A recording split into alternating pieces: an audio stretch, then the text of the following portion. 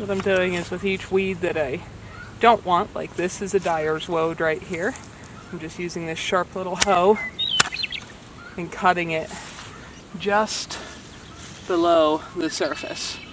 That took the, clean down into the roots. There's another separate plant here right beside it. And they will most likely not grow back at all. This guy hiding in here is a bowl thistle. And I'm going to do the same thing. If I can kind of find with my hoe right under the edge of the leaves, usually one good cut will take that cleanly off. And I didn't get quite low enough. I can see there's a teeny bit of the root ball left. So now there's still a taproot down in there, but it'll just decompose into the soil. That thistle won't come back. And this little hoe is from the DeWitt company. That shape, I've been using this for years. Is my favorite hoe. Both the head shape and the curve of the handle makes it super easy to stand up and hoe things. You can see how easily I can stand.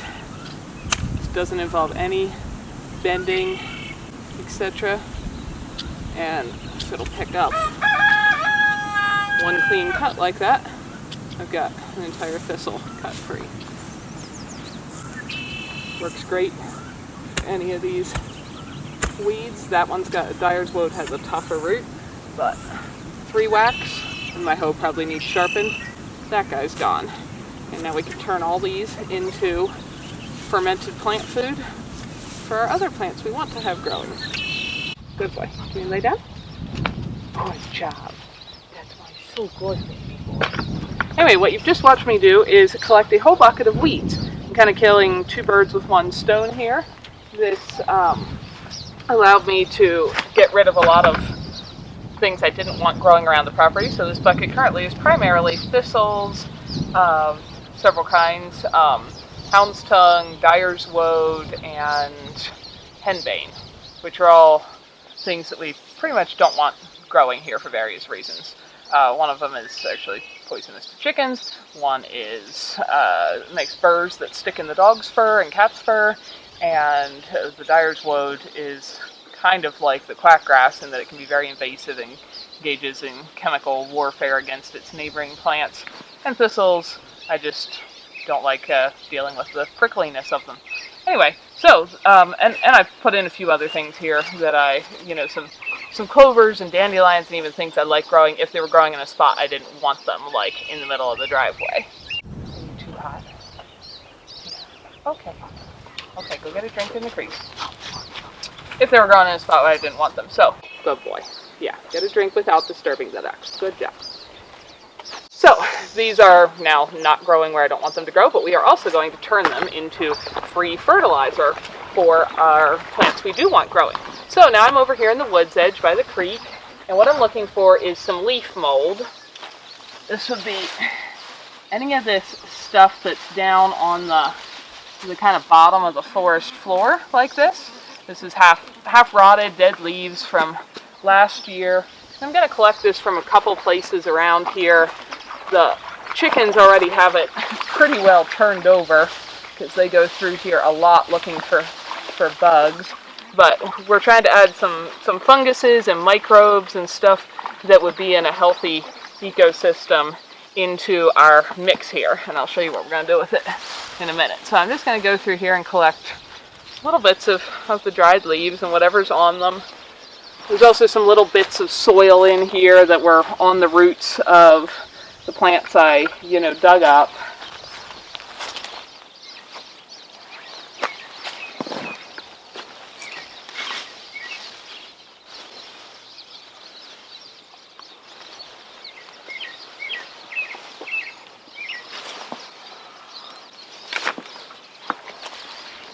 Come on, baby.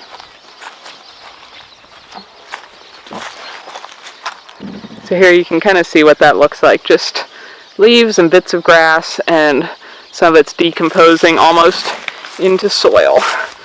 So we'll put that on top of our weed bucket. Let's go put water in it.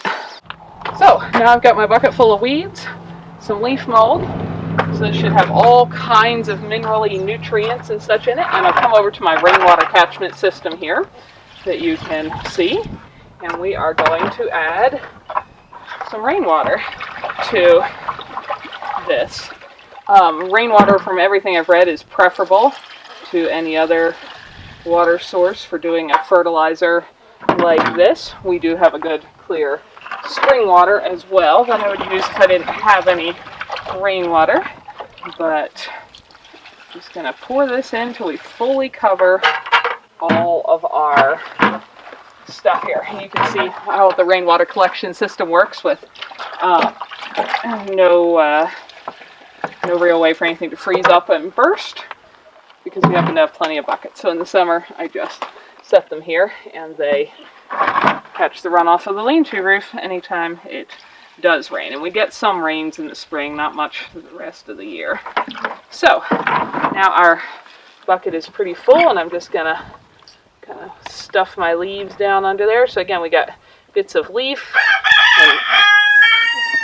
and soil and the woods microbes and the bioaccumulation of some of these taproot type plants. Almost all the weeds I dug up are things with pretty deep taproots that go down and mine minerals. And so now I've got part of the property weeded of some weeds we don't want to have around. And we're going to put a lid on this, and we're just going to let it sit and kind of ferment for a couple weeks. You probably want to sit somewhere you aren't going to smell it, because unlike a good compost where there's air in everything, this is going to be a water ferment, and it is going to stink, but it's going to make a very concentrated fertilizer. And then we're going to foliar apply it to different things we want to have grow better here. And it's free, and it's easy to create, and it's an excellent thing to do with weeds, which of course could also just turn into compost, but these are going to turn into some wonderful fertilizer. If you're trying to think of other good things to do with weeds that you might have around the property, there's a pretty cool website. I don't have any affiliation with it, but it's just neat, called eattheinvaders.com, I think. Look up Eat the Invaders. They got lots of recipes for eating various invasive weeds. So that's what we did today. And if you can check out some videos from last year, you'll see us doing some foliar spray applying of some of this stuff. And we'll probably be doing some more here in a couple weeks. But that's how easy it is to make a batch of weeds turn into free fertilizer. Kill two birds with one stone. Okay. I should also probably mention, I'm going to go set this somewhere where it's out of direct sunlight. I've got a shady spot over by the compost pile. I think that's where I'm going to let it sit, because I don't want it to get too overheated either. So that's what we're doing. Thanks for spending your valuable time with us. I hope you learned something interesting and useful. Or found something beautiful here.